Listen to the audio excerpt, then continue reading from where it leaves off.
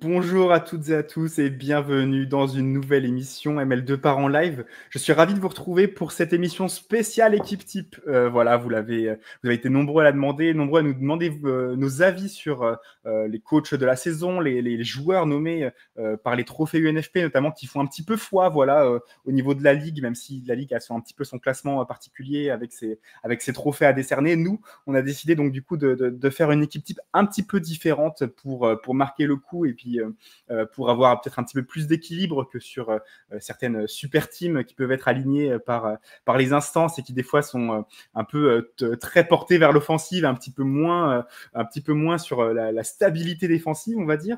Donc voilà, on a essayé de faire quelque chose un petit peu correct et cohérent. On va en parler ensemble puisque je suis accompagné de mon collègue de journaliste Karel. Salut Karel.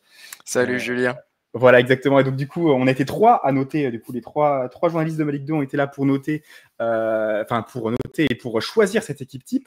On a eu des choix pas évidents. On a eu, un petit peu certains sacrifiés peut-être. Il va peut-être y avoir des injustices. Mais on a trouvé quand même que l'équipe qu'on va vous présenter symbolise un petit peu plus quels ont été juste les meilleurs performeurs en Ligue 2 cette saison. On a essayé de pas prendre en compte les barrages et les playoffs qui ont été joués après la fin de la saison, puisque ça rajoutait bien sûr des lignes de stats pour certains joueurs. Mais vous verrez quand même qu'il y a des joueurs qui ont pris part et qui en ont fait partie. Donc voilà, c'est aussi pour récompenser leur belle saison régulière, au-delà même de playoffs réussis. Karel, je te propose on va peut-être passer tout de suite au visuel. Voilà, je vais lancer tout de suite le visuel et voici un petit peu à quoi ressemble l'équipe type. On a choisi un 4-3-1-2 avec un milieu offensif, un numéro 10 qui a parfois joué, certes, excentré, Gauthier Hein. Est-ce que tu veux, Karel, qu'on explique un petit peu cette décision assez inédite, puisque peu d'équipes en Ligue 2 ont joué comme ça cette saison? Tout à fait. Alors 4-3-1-2, au début on s'était dit peut-être plutôt 4-3-3.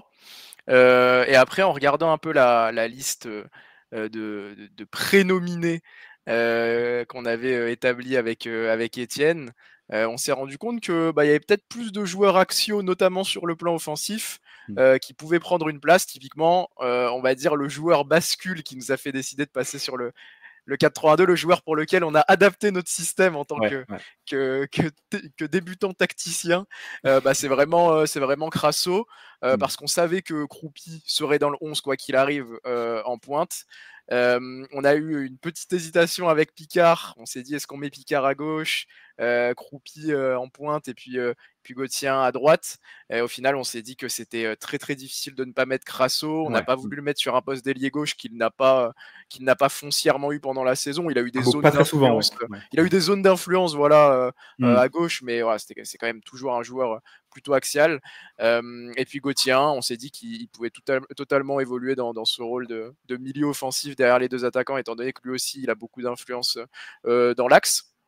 Et qu'il a joué second attaquant derrière avec Sabali, bien souvent, avec Gay, voilà. Donc, une bonne partie de la phase allée notamment. Donc voilà, pour nous, ça faisait sens, même si on a dû sacrifier le poste de titulaire d'Hugo Picard. On sait qu'il a fait une très très grosse saison quand même, attention. Mais il est quand même présent sur le banc au final. Donc voilà pourquoi on a opté pour cette formation.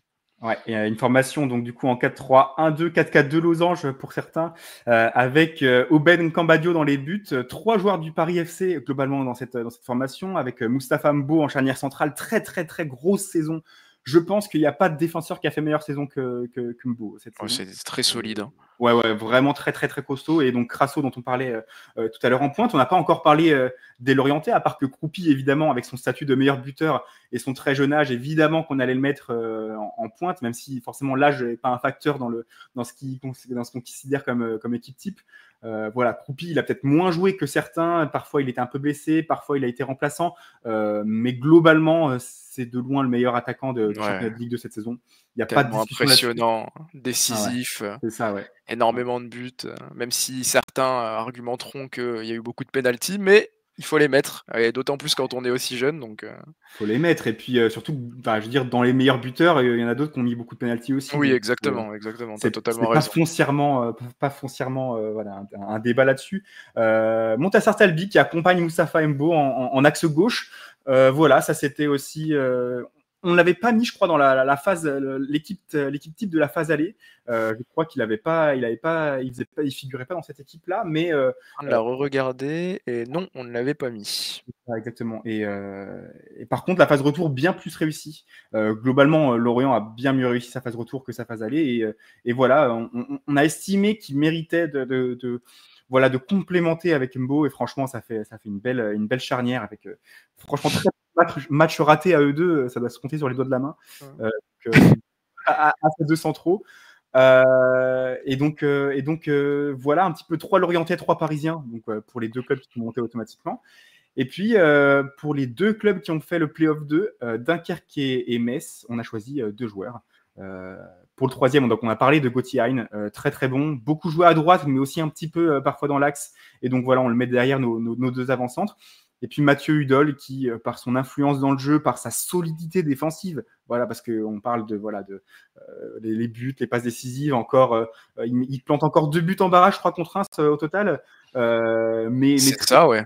Mais bon, bien sûr, on les a pas pris en compte, mais on parle aussi de son influence en tant que capitaine. On parle aussi voilà, de sa capacité à ne pas se laisser, aspirer justement par des ailiers qui parfois auraient pu lui faire du tort. Franchement, un excellent joueur qui ne devait pas être en Ligue 2, si on est, si on est assez objectif. Il aurait dû être en Ligue 1 cette saison. On était ravis de l'avoir à nouveau une saison en Ligue 2 et voilà, de le nommer dans cette équipe type, c'est fort mérité. Avec son pendant droit, Alex Georgen, est-ce que tu veux argumenter un petit peu, Karel? C'est peut-être pas celui que tout le monde aurait mis. Il y avait Alpha Sissoko qui a mis pas mal de passes décisives. On a choisi le Dunkerquois plutôt. Ouais, ça se décidait, très honnêtement avec Alpha Sissoko qui est présent lui aussi sur le banc donc le coach, le coach aura des bonnes options, hein, en sortie de banc là pour le coup, je pense qu'il aura pas trop de mal à monter pour le coup. Non, Alex Georgen, on s'est dit que, alors déjà, même si on le met à un poste de latéral droit, il y a eu une polyvalence qui a permis de dépanner pendant toute la saison, que ce soit en 6 par moment, parfois à gauche également, où ça a été le plus souvent des performances très très solides, un équilibre aussi parce que on reste dans une défense à 4 donc qui nécessite des latéraux qui font le travail sur le plan défensif aussi bien que sur le plan offensif. On s'est dit que Alex Georgen était peut-être le profil le plus équilibré. Évidemment que Alpha Sissoko réalise une saison exceptionnelle avec 8 passes décisives, il me semble. 8, c'est ça, 8. 8 passes décisives. Est-ce que c'est 7 pendant la saison régulière et une, je me rappelle plus de ce qu'on avait vu hier. Oh, j'ai plus le total. C'est du domaine du détail dans tous les cas, c'est vraiment une très très belle saison. Mais on s'est dit que, et on a vu aussi que beaucoup de ces passes décisives avaient été délivrées pendant la phase aller, qu'il y avait peut-être eu un petit coup de mou statistique sans pour autant qu'il y ait un coup de mou dans le contenu, parce que les performances des latéraux ne se définissent pas que par l'apport statistique, évidemment. Voilà, on a été plus marqué sur l'ensemble de la saison, peut-être avec une phase retour plus à son avantage, par Alex Georgen, et récompensé aussi, même si c'est une distinction individuelle, la saison forcément de l'USLD. Dunkerque et de la défense de Dunkerque qui a pris beaucoup moins de buts que Guingamp, qui a été bien moins mise en difficulté, qui tactiquement a été bien plus en place. Alors il y a plein d'explications pour Guingamp, c'est le fait que des cadres étaient blessés à plusieurs reprises, que voilà, Gomis était absent la moitié de la saison, il y a eu beaucoup d'essais, de tests avec des jeunes joueurs au poste de latéraux, au poste d'axio, et donc ça peut expliquer aussi le nombre de buts encaissés par les Guingampais. N'empêche que voilà, du côté de Dunkerque, on a été plus impressionné par Georgen, par peut-être son caractère plus complet. D'ailleurs, on l'a vu jouer numéro 6 par moment. Ça a pu aussi traduire, on va dire, dans l'esprit de Luis Castro, qui est notre entraîneur. D'ailleurs, on va en parler juste après, qui est pour nous l'entraîneur de la saison. Ça peut traduire voilà, le fait que ce joueur-là était plus complet, plus costaud. Et après une saison, on l'a vu à Concarneau, qui était déjà une saison honnête, malgré la relégation. On l'a vu aussi franchir un cap vraiment avec ce coach portugais qui, pour nous, mérite cette place. Pourquoi Karel? Pourquoi lui? Pourquoi pas Pantaloni? Pourquoi pas Le Mignan? Pourquoi pas Gilly, par exemple? Parce qu'il y a 3 entraîneurs qui ont fini au-dessus au classement général. Tout à fait, tout à fait. Alors là aussi, on avait du choix, des très beaux coachs, encore une fois, Pantaloni, qui confirme avec Lorient, c'était quand même un défi. Il était très attendu, il y avait de la pression. C'est pareil pour Stéphane Gilly qui a réussi à monter directement. Là aussi, avec tout le projet, tout ce qui se passait, il y avait beaucoup de pression. Tous les coachs, globalement. On a beaucoup apprécié Laurent Guyot également, évidemment, pour la production avec Annecy. Sylvain Ripoll pour sa première saison avec Guingamp, c'était pas facile. Le Mignan également. Mais voilà, Luis Castro, pour nous, c'était on n'a pas eu énormément de discussions, on n'a pas eu énormément de débats sur Luis Castro parce que on l'a vu sur une saison bien plus difficile l'an passé. On avait commencé à dire sur la preview qu'on avait très envie de voir ce que ça pouvait donner avec Dunkerque parce que y a un vrai projet qui s'installait autour de l'USLD, parce qu'il avait de la continuité et que c'était un des rares entraîneurs de Ligue 2 à pouvoir bénéficier de cette continuité, parce que Dunkerque était l'une des meilleures équipes de Ligue 2 en 2024 et tout simplement, on a vu que quand il avait du temps, que quand on lui donnait les joueurs dont il avait besoin, les profils dont il avait besoin, il était capable de proposer l'un des jeux les plus alléchants de Ligue 2. Avec beaucoup de protagonisme, un pressing très haut, quelle que soit l'équipe, quel que soit le stade. Alors certes, il y a eu un petit coup de mou à partir du mois de mars et à partir notamment du tirage du PSG en Coupe de France, et parce qu'il y a eu un gros parcours en Coupe de France et ce qui fait qu'il y a eu ces difficultés, c'est évidemment que Dunkerque a manqué de fraîcheur physique, mais Luis Castro, qui est aujourd'hui courtisé par le FC Nantes en Ligue 1 et qui est courtisé par pas mal d'écuries étrangères pour le moment, on verra où est-ce qu'il atterrira. C'était logique pour nous de le mettre en tant que meilleur coach de cette saison. Alors qu'il ne fait pas partie des 5 nominés, des 5 nominés, oui, ou des 4 nominés pour. Oui, très étonnamment, des 5, il me semble, alors qu'il ne faisait pas partie. Donc ça a aussi pesé dans la balance, mais de manière un peu moindre. Mais on s'est dit que c'était important de le récompenser, nous, de notre côté, à notre échelle. Et puis aussi, moi, je rajouterais un point, je ne sais pas si tu me rejoindras, Julien, mais en termes de personnalité. Voilà, il a toujours affirmé en conférence de presse qui avait une certaine ambition, une certaine exigence, il se l'est jamais caché. Je me rappelle de ses très nombreuses réactions d'après-match où il a beaucoup dit on a marqué 2 buts, 3 buts, on aurait pu en mettre 5 ou 6. Alors je pense que ça a pu agacer, je pense mais aussi. Ça a le mérite au moins d'être honnête et de montrer qu'il avait confiance en ses hommes, en son équipe, et il l'a prouvé et il l'a justifié avec une très très belle saison. Donc félicitations à lui et à Dunkerque, et voilà pourquoi Luis Castro de notre côté était le meilleur entraîneur de Ligue 2 cette saison. Et d'ailleurs, on a eu un débat au milieu de terrain. On a réussi à insérer Nathan Skeete au poste de relayeur gauche un petit peu dans ce système qui est un petit peu on va dire un petit peu bâtard, puisque les numéros 8 sur les deux côtés, ils ont beaucoup de responsabilités offensives et défensives, mais aussi dans la largeur où ils doivent couvrir beaucoup de terrain. On a trouvé que Skeete pouvait cocher ses cages, tout comme Bardelli qui est présent sur le banc des remplaçants. C'était dur, il y avait des choix difficiles. Franchement, c'était dur. Et du coup, de l'autre côté, son penchant droit, on a choisi Yohan de Moncy, qui pour le coup a joué à tellement de postes différents à Annecy cette saison. Sa polyvalence n'est plus à démontrer, mais c'est quand même un milieu qui tire tellement bien les coups de pied arrêtés qu'on ne pouvait pas passer outre. Beaucoup de stats, beaucoup de buts marqués dans une équipe qui ne marque pas beaucoup aussi. C'est ça qu'on voulait récompenser. Et finalement, même s'il finit en dehors du top 5, franchement, il a tout à fait sa place dans ce 11-là. Tout à fait, joueur très élégant, comme tu l'as dit, avec la patte sur coup de pied arrêté, capable de faire des différences. Ouais.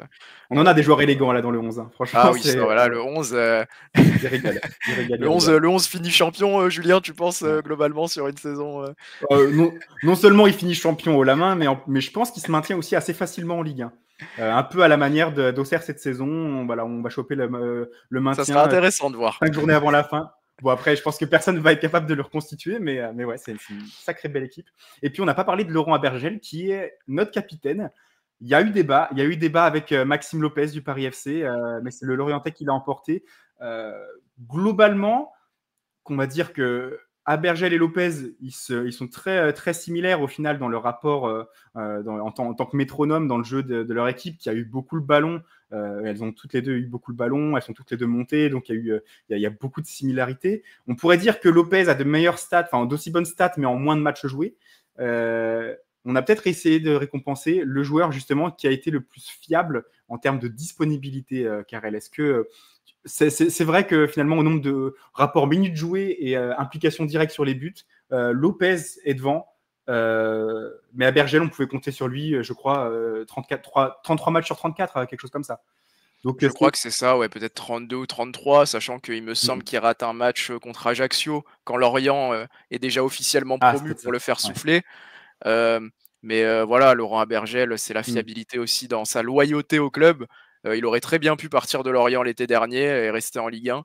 Il a Mmh. décidé de prolonger, à l'inverse, un signal fort pour dire qu'il croyait en la remontée, rapide des Merlus, ou en tout cas que Ouais. lui, il voulait œuvrer pour que ça arrive dans les prochaines années. Hem, il a été présent sur, voilà, tu l'as dit, quasiment tous les matchs. Le capitaine avec, on parlait de Mathieu Hudol qui n'avait pas grand-chose à faire en Ligue 2. Je pense que Laurent Abergel, c'est un joueur qu'on a eu la chance d'avoir en Ligue 2 cette saison aussi, parce qu'encore une Mmh. fois, il aurait très bien pu rester dans l'élite. Et la pierre, angulaire d'un milieu de terrain, qui globalement a dominé, le championnat, cette saison, qui finit champion. Hem, Pas grand chose à dire sur Laurent Mmh Abergel, est mh. quasiment, irréprochable, et donc C'est ça. assez logiquement, on le met dans notre 11, Ouais. et je pense qu'on avait décidé de le mettre, capitaine, honorifique aussi, Aussi, ouais, voilà. de ce 11 type-là. Exactement, et ce qui a desservi, Maxime Lopez, c'est son nombre de cartons jaunes, voilà, le fait qu'il a C'est ça. commencé la saison plus tard aussi qu'Abergel, même si finalement, en termes d'implication sur les buts, il a été supérieur Et avec des un buts, temps de jeu ouais, moindre. Et des puis buts des buts, importants, des quel but très beaux aussi, buts, ouais, ouais, ouais, des c'est très clair. beaux buts. Un joueur, on ne le nie pas, hein, c'est là encore, il faut Ouais, faire ouais. des choix qui sont pas faciles, mais évidemment de classe supérieure, Mmh mh. qui avait tout à faire en Ligue 1, qu'on était tous très surpris de voir en Ligue 2, et il Mmh. l'a confirmé en aidant le Paris FC à monter, ce qui n'était pas forcément, chose aisée, hein, parce qu'on le savait, il y avait énormément de pression autour et il y avait de la concurrence. Ouais. Mais voilà, il fallait faire un choix. Il a été suspendu, je crois, Maxime Lopez, vous regardez hier 4 fois à cause de l'accumulation de cartons jaunes. Ouais. On s'est dit que C'est beaucoup. ça n'a pas été le cas, et tant mieux pour le Paris FC, mais on s'est dit que ça pouvait coûter potentiellement cher, Mmh mh. au Paris FC, donc voilà, ça a fait pencher, la balance en faveur de Laurent Abergel. Mmh.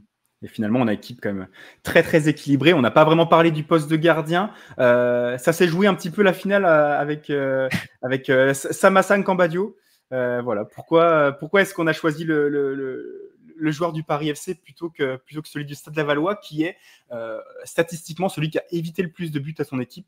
On a regardé les stats, c'était quelque chose comme un match sur deux, il y a un but qu'aurait dû concéder la balle, qui a finalement été arrêté par Samassa en termes de expected goals contre, tout simplement. Et c'est quand même une sacrée grosse perf, du Lavallois. Finalement, c'est le Parisien qui l'emporte. Pour quelle raison exactement? Est-ce que c'est parce que tout simplement il a pris moins de buts? Il y a d'autres choses aussi qui nous ont impressionnés? Et ben, le Paris FC, déjà deuxième meilleure défense de Mm. de Ligue 2 cette saison, qui n'a pas marqué énormément de buts sur le sprint final, où ils ont réussi à faire la différence avec Metz, mais l'avantage, c'est qu'ils en ont pas pris beaucoup, là où Mm. Metz en a pris, énormément. Samassa aurait très bien pu y être. Je crois que d'ailleurs, ça a été peut-être le poste sur lequel on a débattu le plus longtemps, ce qui fait qu'on a mis un peu de temps à démarrer notre 11, mais ça a été un peu plus Mm. fluide derrière.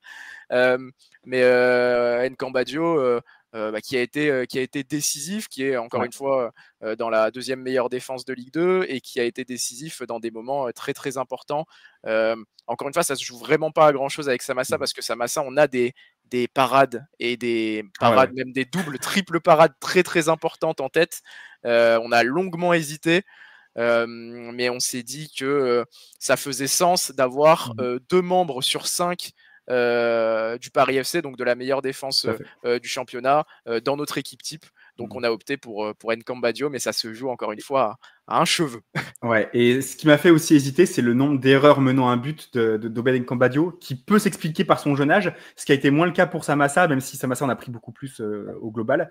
Voilà, c'est peut-être quelque chose aussi à rectifier, avec la progression, le fait de la montée en Ligue 1. Voilà, peut-être un très léger bémol, on va dire, qui va quand même pas lui ôter cette titularisation dans le 11 type. Et puis sur le banc, donc du coup, on en parlait, Mamadou Samassa, Vincent Sasso de Dunkerque, voilà, qui méritait d'être cité parmi les très très bons défenseurs de ce championnat, et qui nous a vraiment impressionnés. 3 buts en plus cette saison, je crois. Oui. Alpha Sissoko, on le disait tout à l'heure, Maxime Lopez, Enzo Bardelli, Hugo Picard, qui est un petit peu le grand sacrifié de cette formation-là, où Mmh. il n'y a pas d'ailier gauche, malheureusement. Et puis Timothée Nkada, qui finit dans les meilleurs buteurs, tout en jouant à Rodez. Et là, franchement, c'est le seul joueur, je crois, hors top 6, non, hors top 7 avec Laval. Voilà, hors top 7, c'est le seul joueur qui n'est pas, on va dire, dans la première moitié de tableau et qui fait quand même partie de notre équipe type en étant sur le banc. Et là, on a de la qualité aussi à faire rentrer en deuxième mi-temps, si jamais il y a un petit souci. Est-ce qu'on va citer, Karel, certains des joueurs dont on a parlé et qui sont finalement pas retenus dans cette équipe type, mais qui auraient peut-être mérité une petite mention? On peut tout à fait. On va faire dans l'ordre et citer le poste de gardien, le troisième avec qui on va dire il y a eu une hésitation, même si on s'est rapidement rapproché d'une course à deux pour être dans le 11. Et ben c'est Yvon Mvogo avec Lorient, mais on voulait pas un trop gros déséquilibre déjà au niveau du nombre de joueurs de Lorient qu'il allait y avoir. Et puis on s'est dit que l'équipe des Merlus était peut-être plus dominatrice, qu'il avait été peut-être un peu moins sollicité que les deux gardiens qu'on a évoqués juste avant. Dans cette liste, on avait aussi Bingourou Kamara, qu'on a vu faire des grosses performances. Johnny Placide, qui était dans l'équipe type de notre phase aller, qui est toujours très régulier, toujours impressionnant avec Bastia. Florian Escalès également, je crois, avec 15-16 clean sheets cette saison. Très costaud. Escalès, très costaud et qui a prolongé jusqu'en 2028 avec le FC Annecy. Et puis Nicolas Lemaître aussi, qui a de très bonnes stats à l'Estac. Mais on s'est dit que c'était peut-être un peu plus difficile vis-à-vis de la position de 3 au classement. Et puis du fait qu'il ait commencé aussi avec, je crois, 8 ou 10 journées de retard à jouer dans les cages. C'était d'abord Boucher qui était titulaire. Mais franchement, moi j'aurais milité pour lui s'il avait fait une saison complète parce que j'ai été très impressionné par. Il n'a pas démérité, très clairement. Voilà. En défense centrale, on a eu moins d'hésitation. On a assez rapidement écarté des joueurs comme Axel Bamba, on a parlé, Timothée Colodier-Jacques. On a parlé de ces joueurs-là, au passant Ganté également, aux côtés de Vincent Sasso, mais peut-être la prime à la nouveauté aussi qui nous a fait pencher pour Sasso plutôt. Sadibou Sané aussi qui a été cité du côté de Metz. On a beaucoup hésité avec Sadibou. Enfin, on a hésité avec Sadibou Sané. C'est ça, il aurait pu aussi être cité au moins sur le banc, mais c'est vrai qu'il a manqué pas mal de matchs. Et on a vu que c'était des matchs importants, des matchs qui ont coûté au FC Metz. Mais globalement, sur la régularité de la saison, peut-être que Talbi, Mbo et Sasso méritaient un petit peu plus d'être nommés, mais ça ne retire rien au jeune défenseur central messin qui, très honnêtement, nous a aussi impressionnés. Parmi les latéraux avec qui on a hésité, ça a été un peu plus évident. On va dire qu'on a rapidement éliminé les pistons comme Vargas, Hakim Abdallah de Rodez, des joueurs comme Terence Koudou à Pau qui nous ont marqué, mais qui ont aussi beaucoup joué au poste d'ailier. Voilà, est-ce que tu penses à d'autres joueurs, je sais pas, à Darlin Yongwa par exemple, oui, voilà. À Lorient, c'est ça. Ceux avec qui on a hésité, c'est forcément Yongwa à Lorient qui a été. On a des images en tête. Il a été monstrueux tout simplement. Et puis à droite également Kofi Kouao. Donc et puis Alpha Sissoko qui est sur le banc évidemment. Mais il est pas dans ce 11, mais dans ces 18. Ça a été difficile, moins que pour d'autres postes. Puis Yongwa a vraiment été très performant. Mais on s'est dit que c'était difficile de ne pas mettre Udol, que c'était difficile, voire impossible. Donc c'est plus Mathieu Hudol et sa saison qui nous ont permis de trancher plutôt que le manque de qualité et de performance de Yongwa qui a été très bon aussi pendant toute la saison avec les Merlus. Et puis au milieu de terrain, outre Lopez et Bardelli qui ont pas fait le 11 mais qui sont sur le banc, on a cité des joueurs comme Ahmed Kachi à Annecy, Hugo Ragoubert de Dunkerque, voilà, Christophe Vincent de Bastia qui a vraiment bien performé sur la phase retour, des Théo Valls à Grenoble, Khalidou Sidibé à Guingamp. Voilà. Après, il y a des joueurs comme Noah Kadiou aussi à Rodez qui a fait une très bonne deuxième saison. Marqué, après QRM, ça, qui a fait une très bonne deuxième saison en Ligue 2. Voilà, il y a des joueurs comme Jessie Deminguet qui ont aussi leur influence, des Avomé Bong à Lorient, Vincent Marchetti aussi au Paris FC. Globalement, il y a pas mal de bons joueurs et certains parmi ceux qui ont été cités, certains pourront être aussi dans l'équipe des révélations de la saison. Tout à fait. Voilà, donc on vous parlera juste après et avec des critères bien spécifiques qui nous ont permis d'éliminer pas mal de joueurs, on va dire, avec un peu d'ancienneté et vraiment de nous concentrer sur ceux qu'on ne connaissait pas vraiment avant de débuter la saison. Et puis voilà un petit peu parmi ceux qu'on n'a pas vraiment récompensé au milieu de terrain. Là où il y avait aussi, plus une discussion sur la formation, c'est au niveau des ailiers, parce qu'il y a peu d'ailiers très performants et au contraire beaucoup d'avancantes qui nous ont impressionnés. C'est plus ça, Karel. Hein. Ouais, c'est ça, c'est ce qu'on expliquait un peu en préambule par rapport à la formation. On a été plus impressionné, marqué par des joueurs axiaux, même si là encore, c'est dur, mais on était obligé de faire une formation équilibrée, sinon on aurait mis 5-6 attaquants et ça n'aurait eu aucun sens. Mais on s'est interrogé sur Ilan Kebal, par exemple, qui réalise une superbe saison. Mais là encore, il faut faire des choix. De qui est-ce qu'on a parlé également? On a parlé beaucoup de Malik Selouki, mais voilà, sans vouloir trop en révéler, on en parlera un peu plus tard également. Il y a eu Amine Emia qui a marqué des buts exceptionnels, qui a animé le secteur offensif de Guingamp. Et qui a beaucoup manqué à Guingamp quand il a été blessé. Exactement. Même Pablo Pagis à Lorient qui a été très très bon pour son retour après plusieurs prêts chez les Merlus. Donc voilà, il y avait du choix, beaucoup de prétendants à ces postes d'ailier. Et au final, on s'est dirigé sur une autre formation, ce qu'ils font, qu'ils n'ont pas pu être présents. Mais tout de même, une très très belle saison de la part des joueurs qu'on avait dans nos listes. Ouais, j'aurais aimé citer Rafiki Saïd aussi de Troyes, qui nous a bien plu, mais c'est pareil, pas au point de déloger un Hein ou un Crasso. Voilà, c'est ça. C'est ça aussi. Il faut voir un petit peu avec la concurrence. Ça a été des bons joueurs, mais pas autant que ça. Parmi les avant-centres, ceux qui manquent, voilà, on a cité Jacques Sioué qui a beaucoup manqué à Guingamp aussi quand il s'est blessé. Taoufik Bentayeb qui fait une très bonne saison aussi, une très bonne première saison en Ligue 2 et en France. 10 buts, globalement, 10 buts, alors que très franchement, c'est un travail collectif, mais aussi on ne s'attendait pas à ce qu'il perce aussi bien sur sa première saison. On va dire les deux oubliés, voilà, après Nkada, Kroupi et Crasso qui sont tous dans les 18, c'est peut-être Cheikh Sabali et Sambou Soumano. Est-ce que tu veux justifier pour l'un et pour l'autre, Karel, par exemple, les arguments qu'on a eu contre ces joueurs-là? À Cheikh Sabali, ça nous a embêtés. On s'est un peu reculé dans notre siège, on a pris le temps de réfléchir.